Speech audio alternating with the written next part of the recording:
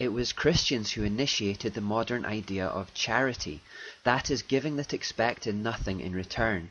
In Greco-Roman culture, giving would be done either to gain favour with someone or to place them in your debt so that you could call in a favour at a later date. But Christianity taught giving for giving's sake because it was Jesus that said, "It is more blessed to give than to receive." It was Christ's revolutionary teaching to love our enemies that meant that everyone received Christian charity, foes as well as friends, and that kindness often wasn't repaid. Where the Stoic philosophy of Roman culture had made it disrespectful to associate with the weak, poor and downtrodden, Christians regarded all individuals as having equal value no matter what their social status. They were happy to associate with society's underclass just as Jesus had done. It was Christians who therefore founded orphanages. It was Christians who first established homes for the aged. It was Christians, specifically working on Christian principles like Anthony Ashley Cooper, that introduced child labour laws. Anthony Ashley Cooper wrote about his motivation as a young man saying, "I want nothing but usefulness to God and my country." Again, if we look to the places where Christianity has had less influence around the world, we see child labour still in effect even today. Carlton Hayes said, "From the wellsprings of Christian compassion, our Western civilization has drawn its inspiration and sense of duty for feeding the hungry, giving drink to the thirsty, looking after the homeless, clothing the naked, tending the sick, and visiting the prisoner." Before Christianity, there was nothing that we would recognize today as hospitals. The idea of nursing the sick was largely a Christian one. For example, history records 3 plagues that hit Rome, known as the Antonine Plague, the Cyprian Plague, and the Justinian Plague. Historians note that these dark periods were when Christianity experienced its largest surges in growth. Why? Because while pagan Romans abandoned their sick for fear of catching it themselves, Christians had a casual disregard for death and cared for the sick in their own communities and in pagan communities, once more showing love for those who hated them. This meant that Christians themselves had a far higher survival rate, and it also meant that pagan survivors, moved by seeing faith in action, converted to Christianity. Christians also pioneered the idea of humanitarian organizations like the Red Cross. The organization now operates under the name of the Red Crescent in Muslim countries simply because Muslims might be offended by the cross symbol. Yet the majority of charity organizations, particularly of the oldest variety, have Christian roots. Where Christians have pioneered, others have followed, and I recommend that you do some research on this claim for yourself. Christians were the first to believe in formally educating both men and women. W.M. Ramsey says that Christianity's aim was universal education, not education confined to the rich as among the Greeks and Romans, and it made no distinction of sex. This was a radical concept. Prior to Christianity, education was generally for the rich and for the male only, but Christianity changed things. It was Martin Luther, the Christian reformer, who first suggested the idea of tax-supported public schools so everyone, rich and poor, could receive a free education.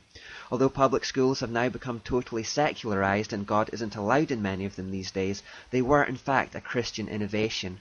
It was a Christian, Johann Sturm, who introduced the idea of graded education. A Christian, Friedrich Froebel, instigated the kindergarten concept. It was people like Abbé Charles Michel de l'Épée, Thomas Gallaudet and Laurent Clerc who created sign language, simply motivated by the fact that deaf people should be able to hear the gospel of Jesus. Christians initiated education for the blind as well. Louis Braille, who created the Braille system that allowed the blind to read, saw his work as a divine mission. When the poor didn't take advantage of free education, it was a Christian, Robert Raikes, who started the idea of Sunday school so that everyone could receive at least some kind of instruction one day a week. In the United States, every American college founded in the colonies prior to the Revolutionary War, except the University of Pennsylvania, was established by a self-identified branch of the Christian Church. Even by 1932, 92% of the 182 colleges and universities in America were founded by self-identified Christian denominations. That is, a body claiming to represent and be moved by faith in Christ. Again, God isn't welcome in some of them anymore, but they wouldn't have existed at all without Christians being motivated by their faith to create a better world. The world now enjoys the benefits, but hates the source of the benefits. And then finally, who could forget Christians like William Wilberforce, who spent his whole life fighting to abolish the slave trade in the British Empire? As the first to achieve this goal, he opened up the path for the same thing to happen around the world, and millions of people from that day forth were spared the horror and indignity of slavery. Or what about the Baptist preacher Martin Luther King Jr., who was the first to take a real stand for racial equality in the USA, and who changed the attitudes of a nation by peaceful means because of his commitment to Christian principles? Luther King Jr. stood in contrast to the Muslim Malcolm X, who had no hesitation in advocating violence, anti-Semitism and racism for his cause. We haven't really scratched the surface of how the message of Christ has changed the world via his followers, and I've skimmed over the details for the sake of brevity. So no wonder historian Kenneth Scott Latourette said, "As the centuries pass, the evidence is accumulating that, measured by his effect on history, Jesus is the most influential life ever lived on this planet." H.G. Wells wrote, "I am an historian, I am not a believer, but I must confess as a historian that this penniless preacher from Nazareth is irrevocably the very centre of history. Jesus Christ is easily the most dominant figure in all history." James C. Heffley wrote, "I am within the mark when I say that all the armies that ever marched, and all the navies that were ever built, and all the parliaments that ever sat, and all the kings that ever reigned, put together, have not affected the life of man upon earth as powerfully as has that one solitary life." If Jesus had never lived, and if his followers hadn't been so committed to the cause of putting faith into action, spreading the gospel like they have, the world would never have eradicated all the evils described above. Kenneth L. Woodward, writing in Newsweek, said, "Because Christianity's influence is so pervasive throughout much of the world, it is easy to forget how radical its beliefs once were." And that's exactly it.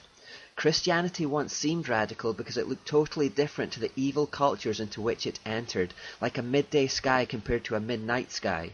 But gradually, through its followers, Christianity changed those cultures and created new moral norms.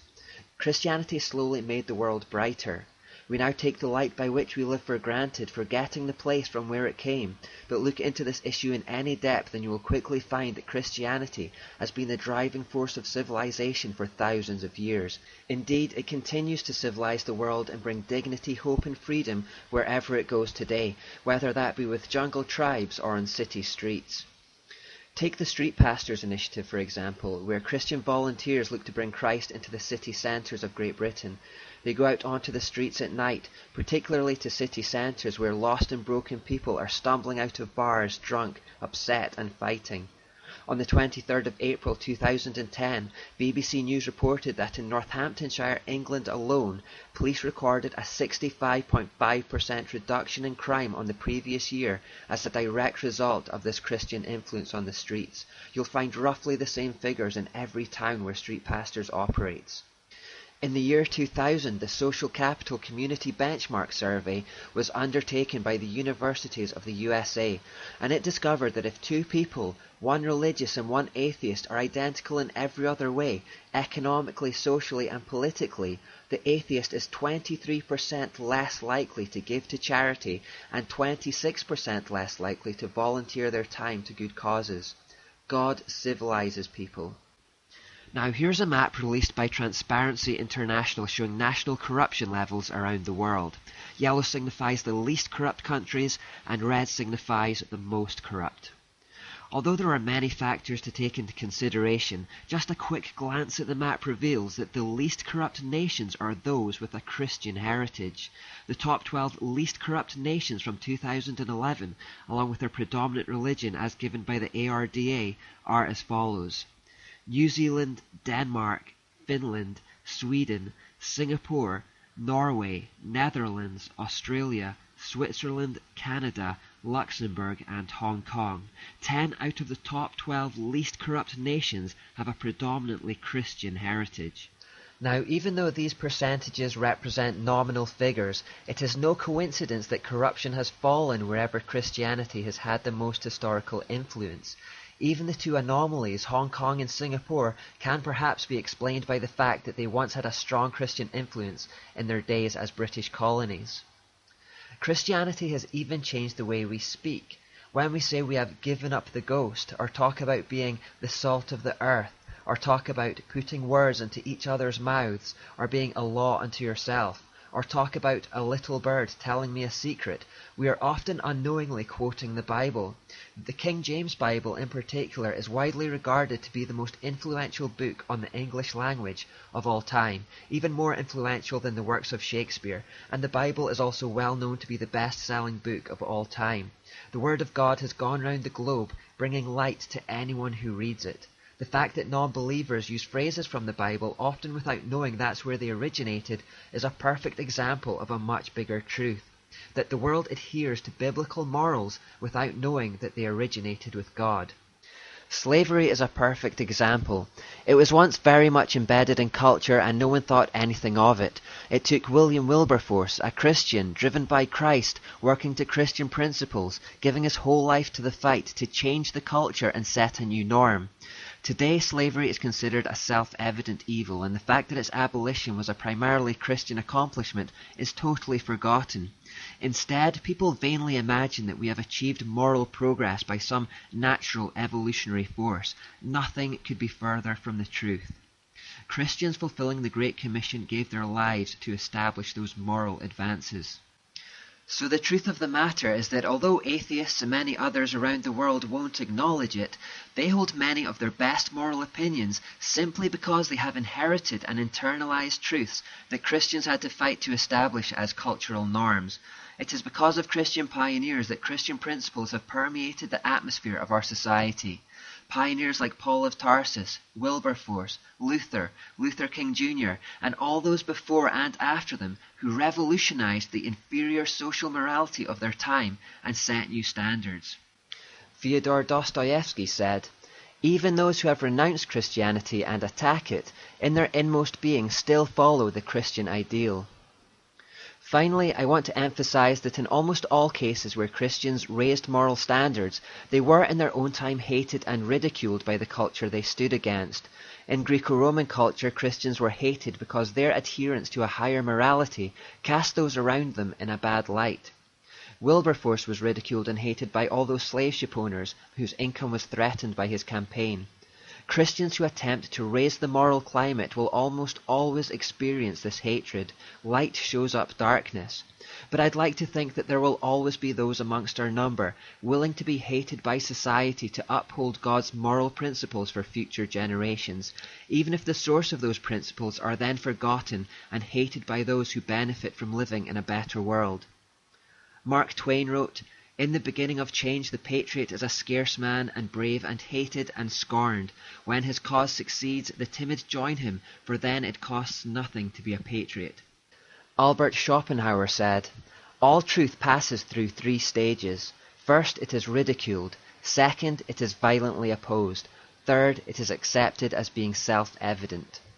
You can see the point. It takes brave Christians to change things in the face of ridicule, hatred, and scorn, and then after the battle is won, everyone else accepts the truth as self-evident and enjoys the benefits. Christians are called to be moral pioneers.